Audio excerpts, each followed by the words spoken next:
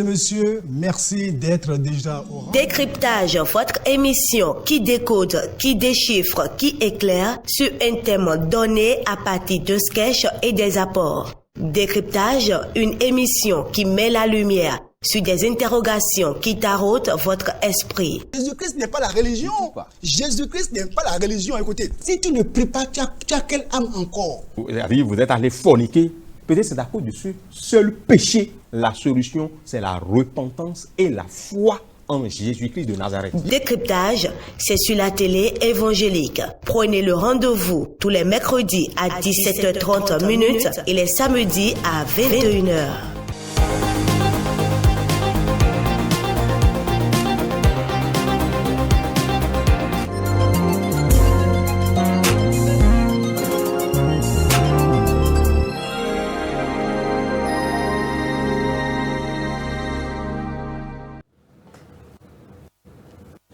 Chers frères et sœurs dans le Seigneur, mesdames et messieurs, bonsoir. Nous vous saluons dans le beau et précieux nom de notre Seigneur Jésus-Christ. Bienvenue à votre émission Décryptage. Et nous sommes encore là ce soir et nous avons l'opportunité, le privilège et la grâce d'avoir avec nous le serviteur de Dieu, Carlos Bénédicte Wekandé, pour répondre à quelques questions pratiques. Alors, bonsoir, cher serviteur de Dieu. Frère Moïse, bonsoir. Comment est-ce que vous allez? Bien, merci. Que le Seigneur vous fortifie. Amen. Alors, nous avons des questions pour vous. Est-ce que vous êtes prêts pour répondre à ces questions? Oui, on peut y aller. D'accord. Que le Seigneur vous apporte plus d'inspiration au nom de Jésus. Amen. Alors, la première question.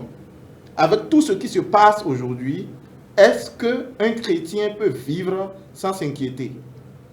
Tout ce qui se passe autour de nous, avec tout ce que nous vivons, les problèmes dans lesquels nous vivons aujourd'hui, est-ce que c'est possible qu'un chrétien puisse vivre sans s'inquiéter? Merci beaucoup, frère Moïse. Je pense que cette question est une question très pertinente et à vous le dire en vérité, on peut même prendre toute cette émission à ne parler que de ça.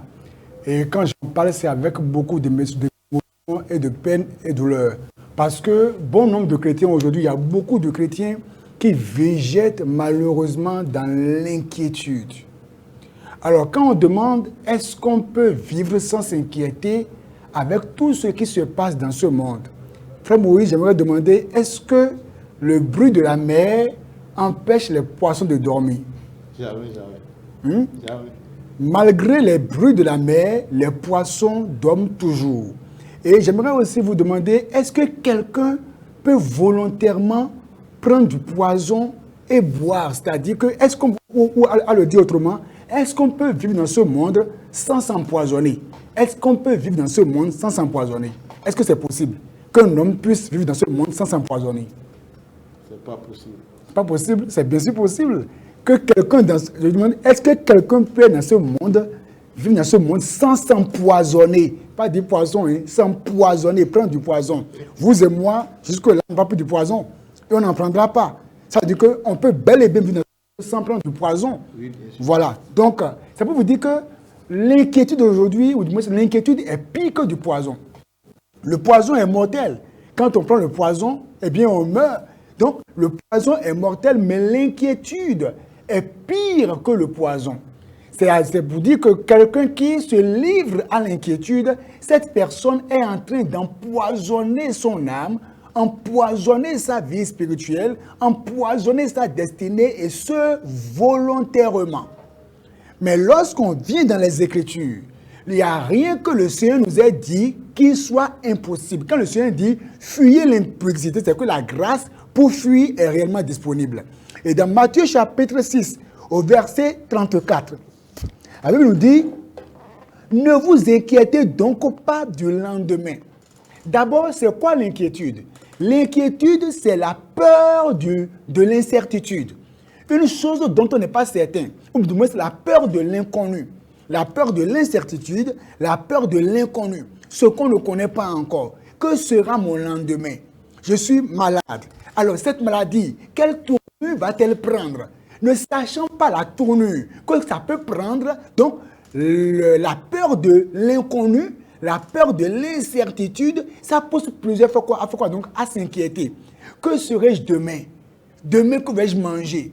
Que vais-je boire? Serai-je un chômeur? C'est vrai aujourd'hui, je suis un fonctionnaire, mais demain, serai-je un chômeur comme celui-ci l'a été? Donc, la peur du lendemain, la peur de l'inconnu, la peur de l'incertitude.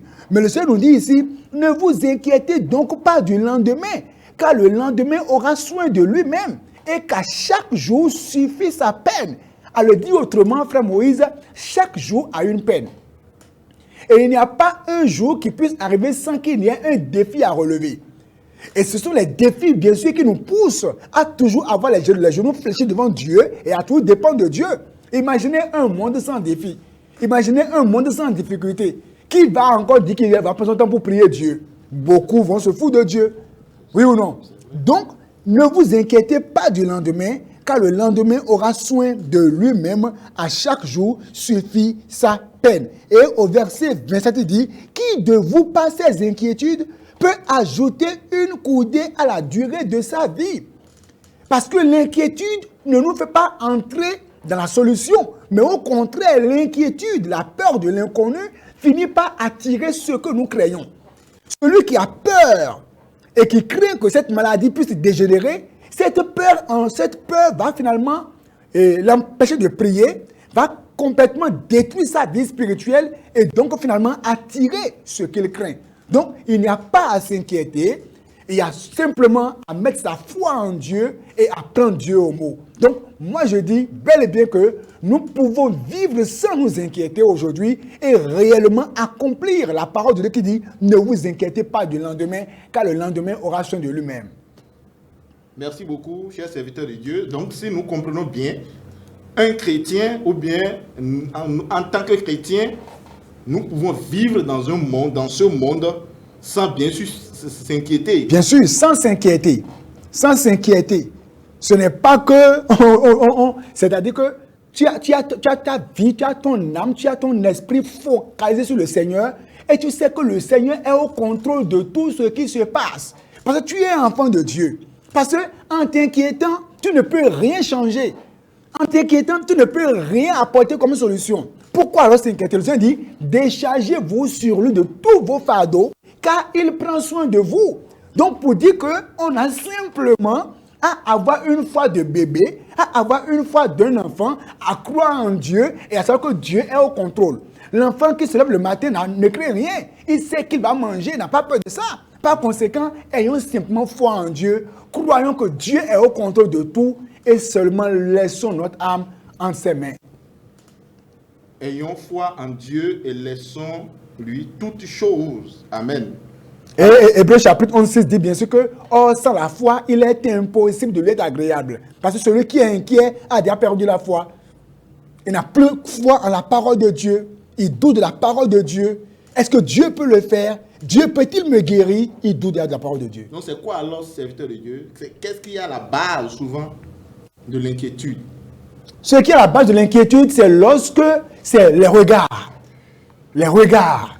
Parce que l'inquiétude, ça vient des regards. Parce que, par exemple, quelqu'un est malade.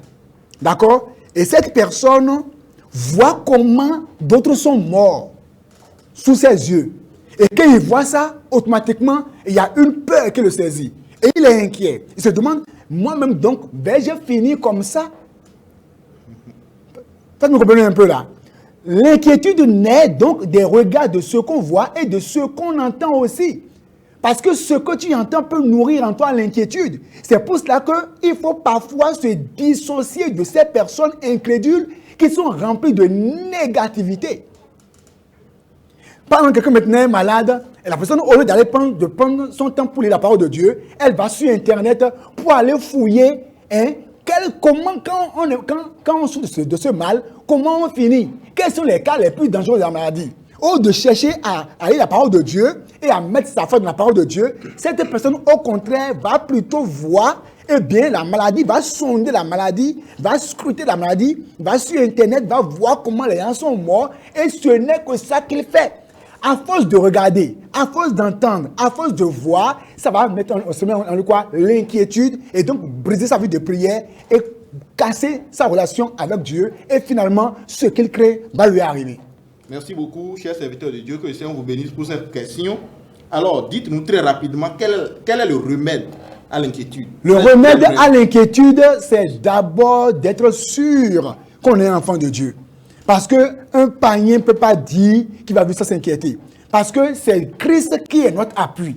C'est Christ qui est notre force. Quand on ne s'inquiète pas, c'est parce que nous savons que Jésus-Christ est dans la barque.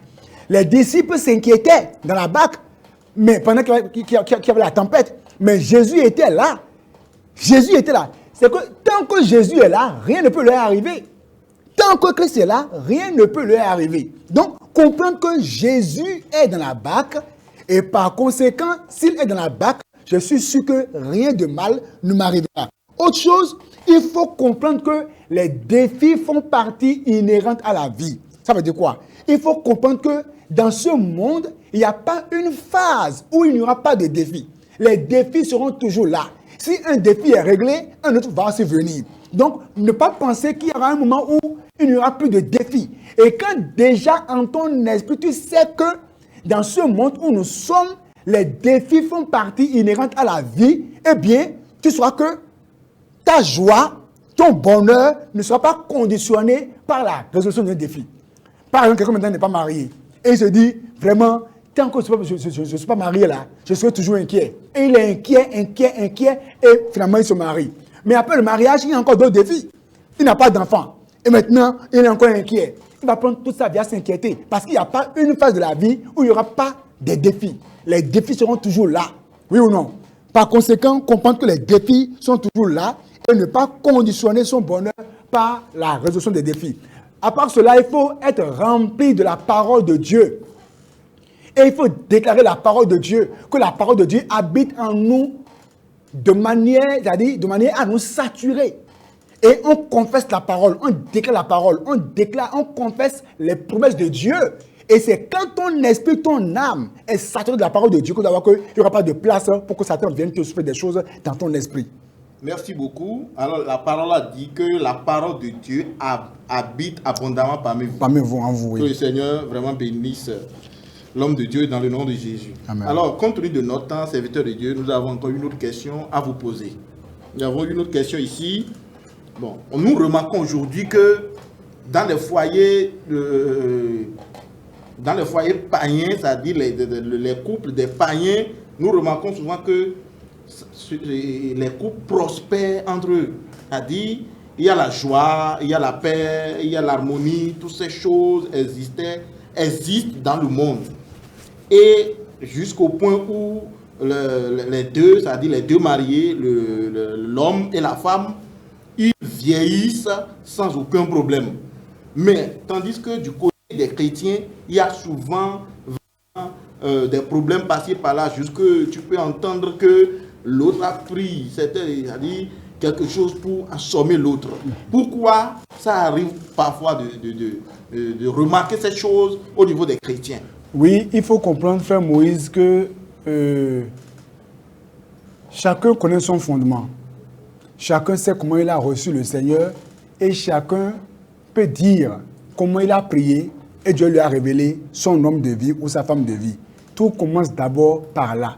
Lorsque la fondation est gâtée, est détruite, eh bien c'est clair qu'il y aura forcément de problèmes dans le foyer. Il n'y a pas un foyer sans défi ni problème. Mais lorsque les gens ont réellement fait la volonté de Dieu dans le mariage, il n'y a que dans le foyer, Dieu joue le rôle de régulateur. Et quand il y a un défi, il y a toujours un point d'entente parce que les deux sont régénérés et les deux veulent aller au ciel. Donc finalement, ces personnes s'entendent toujours et trouvent toujours terrain d'entente autour de la parole de Dieu. Les païens, vous avez bien dit qu'ils sont apparemment heureux. C'est en réalité une apparence. Parce que Dieu appelle bonheur ce bonheur qui contient Jésus, cette joie qui contient Jésus, ce plaisir qui contient Jésus. Et effectivement, il y a un côté qu'il faut reconnaître aux païens. Il y a des païens qui vraiment vivent un foyer épanoui sur le plan physique parce qu'ils savent s'affectionner, ils savent s'entretenir. Et il y a même des païens qui savent affectionner plus que des chrétiens. Parce que nous pensons parfois que le foyer, ce n'est que le spirituel. Ce n'est pas que le spirituel. Donc, dans le foyer, il y a le spirituel, mais il y a aussi des choses qu'il faut aussi faire dans le foyer pour entretenir le foyer. Donc, au-delà de la prière, au-delà du fait qu'il faut chercher la volonté de Dieu dans le mariage, il y a aussi que dans le foyer, il faut apprendre, comme même les païens, à s'affectionner. Il y a des païens qui ont de la facilité à dire à leur femme « je t'aime », mais il y a des chrétiens qui n'arrivent pas à dire « je t'aime » à leur femme. Ils n'arrivent pas à dire « je t'aime » à leur mari. Ils ne sont pas affectionnés, ils ne sont pas attentionnés, et ces choses ont la puissance de détruire un foyer. Et le foyer est rigide, le foyer est caduque, le foyer n'est pas flexible, il n'y a pas la joie, le plaisir, il n'y a pas vraiment l'harmonie parce qu'on ne sait pas entretenir le foyer par l'affection, par l'amour, par la douceur ou par des paroles douces. Toutes ces choses font que les foyers parfois ont deux problèmes. Alors que les païens, par exemple, c'est vrai, ils n'ont pas le Seigneur, mais ils savent quand même sortir ensemble pour aller manger. Ils n'ont pas le Seigneur, mais en quittant le boulot, le mari sait qu'il faut acheter un gâteau, envoyer à sa femme. La femme, en revenant, sait surprendre son mari en lui faisant une bise. Tout ça a disparu des foyers chrétiens. Tout est rigide, c'est le jeûne, la prière, Et finalement, comme il n'y a pas cette huile d'arme de la douceur, de l'affection, ça fait que finalement les foyers sont détruits. Donc, au-delà de la prière, du jeûne, il faut vraiment parfois aller tirer le son des païens qui savent s'affectionner, qui savent se dire des paroles mielleuses, qui savent se taquiner, se faire des surprises pour pouvoir entretenir leur foyer. Merci beaucoup, chers serviteurs de Dieu. Donc, si nous comprenons bien, nous devons aller au-delà même, souvent des prières, des bien sûr, et autres. Il n'y a pas que la prière qui entretient un foyer. Et aller apprendre il y a des maris, par exemple, qui disent que comment on peut prendre 10 000 francs CFA pour aller manger dans un restaurant. Déjà avec 10 000 francs CFA, on a acheté 10 kilos dans le foyer. Et tout le temps, depuis qu'ils sont mariés, la femme est toujours à la cuisine. Il n'a jamais voulu prendre 10 000 francs pour sortir avec la famille pour aller manger au dehors. Et quand c'est pas bien, c'est pas bien. Il faut entretenir le foyer. Que le Seigneur aide les foyers chrétiens au nom de Jésus. Amen. Merci beaucoup, chers serviteurs de Dieu. Nous n'allons pas trop tergiverser sur cette question-là, car nous avons une autre question très rapidement. Est-ce que nous pouvons continuer? Oui, on peut. Que le Seigneur vous fortifie, serviteurs de Dieu. Amen. Alors, est-ce qu'on peut aller en enfer juste en écoutant les chants du monde? C'est-à-dire les chants qui sont chantés par les gens, c'est-à-dire les non-chrétiens, on les écoute, par exemple, les robots, les gens comme ça. Bon. En écoutant ça, est-ce qu'on peut aller en enfer à cause juste de ça? La réponse est oui, parce que c'est deux royaumes différents. Il faut être clair sur les choses. 1 Jean 2,15 dit « N'aimez point le monde, ni les choses qui sont dans le monde. Si quelqu'un aime le monde, l'amour de Dieu n'habite pas en lui. » C'est clair, hein? Si quelqu'un aime le monde, tout à l'heure dit la musique du monde. Ça veut dire quoi? Une musique qui n'est pas inspirée de Dieu. Lorsqu'une musique n'est pas inspirée de Dieu, elle est forcément inspirée de l'autre monsieur là. Vous le connaissez bien. Pour vous dire seulement qu'un chrétien qui trouve son plaisir dans la musique du monde doit nous dire qui est dans son cœur. Si c'est Jésus, mais si c'est l'autre monsieur. Parce que si Jésus est en toi, tu vas aimer les choses de Jésus. Mais si le diable est en toi, tu vas aimer ce qui est pour le diable. Parce qu'il y a plusieurs chrétiens qui sont rentrés en alliance juste par des musiques qu'ils ont écoutées. Parce qu'il y a des artistes qui sont des sectaires. Et leur mission, c'est d'apporter, tout comme les chrétiens évangélisent, il y a aussi des artistes qui ont fait alliance avec le diable. Et il leur a été dit, Satan leur a dit, je vous rendrai populaire, mais vous me vendez votre âme et vous ferez tout possible pour m'envoyer le grand nombre. Et vous allez envoûter la jeunesse par votre musique. Et parfois, en chantant, les gens prononcent des incantations, c'est comme les lâcher. Surtout maintenant qu'aujourd'hui, les gens en chantant racontent du n'importe quoi. On ne sait pas ce qu'ils disent. Mais parfois, c'est des incantations qu'ils envoient sur les gens pour les envoûter. Parce qu'ils sont en mission pour le diable. Et donc, un chrétien qui s'assoit, qui écoute ces musiques-là, ce qui se passe est que le Saint-Esprit qui est en lui est attristé. Et à force de continuer, le Saint-Esprit sort. Or, quiconque n'a pas l'Esprit de Dieu n'appartient plus à Dieu. Oui ou non? Et quand tu n'es plus à Dieu, tu es quoi? Tu es dans la stade d'attente pour l'enfer. Pour nous dire simplement que c'est deux royaumes différents. Moi, dans le monde, je voulais être un grand rappeur. J'étais déjà en échauffement quand le Seigneur m'a arrêté. Pour nous dire simplement que le royaume de Dieu diffère de ceux du diable. C'est deux royaumes diamétralement opposés. Et si l'Esprit de Dieu est en nous, on va aimer les choses de Dieu et non celles du diable. Que le Seigneur nous aide au nom de Jésus. Amen. Merci beaucoup, chers serviteurs de Dieu, pour ces différentes réponses que vous donnez à ces différentes questions. Que le Seigneur vous bénisse. Amen. Pour finir, s'il vous plaît, comment vaincre très rapidement Comment vaincre le trio pornographie, fornication et ces choses-là? Comment vaincre la pornographie, la fornication, la masturbation? Il faut d'abord être né de nouveau. Si quelqu'un dit qu'il est né de nouveau, qu'il est enfant de Dieu et qu'il est encore dans la pornographie, c'est une hérésie. Tu ne peux pas dire que tu es né de nouveau, tu es encore dans la pornographie, dans la fornication, ce n'est pas possible. Tu ne peux pas dire que tu es dans le royaume de Dieu et ton pied est chez Satan. Je suis dans le royaume de Dieu, mais ma tête là, excusez-moi, ma tête là, c'est dans le divan du diable, c'est pas possible. La pornographie appartient à Satan.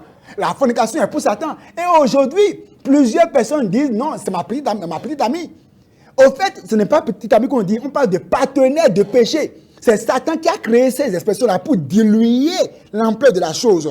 Donc, pour nous dire que pour être libéré de ces vices, il faut être né de nouveau réellement, à proprement parler. Parce qu'il y a plusieurs qui disent, je suis enfant de Dieu, mais je suis enchaîné. Mais au fait, il n'est pas enfant, il est un religieux.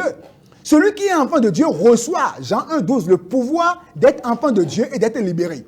Deuxièmement, il faut fuir les objets de tentation, comme même les romans où on est nu, les sites sur lesquels on est nu. Il faut vider sa chambre, de sa maison.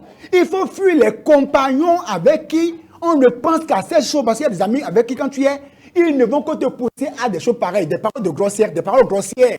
Donc il faut une séparation nette entre toi et tout ce qui est objet de tentation ou amis qui te poussent encore dans ces choses-là. Le temps est contre nous, sinon on allait encore citer beaucoup de choses.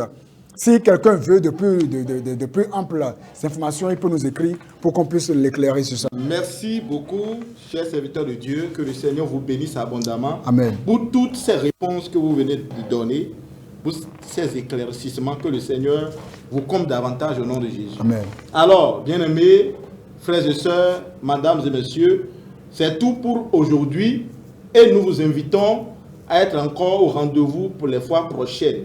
Si vous avez des questions, des inquiétudes, veuillez nous écrire au numéro 62 92 25 84. 62 92 25 84. C'est le numéro WhatsApp de l'homme de Dieu. Si vous l'écrivez, vous recevez solution à votre problème. Que le Seigneur bénisse chacun de nous et au revoir, à la prochaine.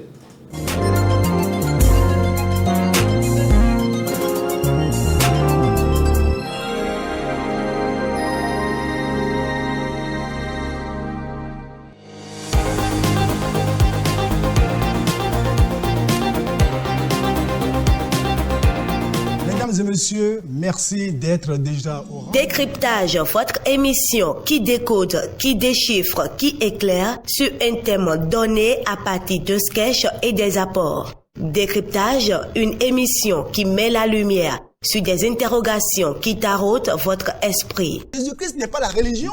Jésus-Christ n'est pas la religion. Écoutez, si tu ne pries pas, tu as quelle âme encore? Vous êtes allé forniquer. Peut-être c'est d'accord dessus. Seul péché, la solution, c'est la repentance et la foi en Jésus-Christ de Nazareth. Décryptage, c'est sur la télé évangélique. Prenez le rendez-vous tous les mercredis à 17h30 et les samedis à 21h.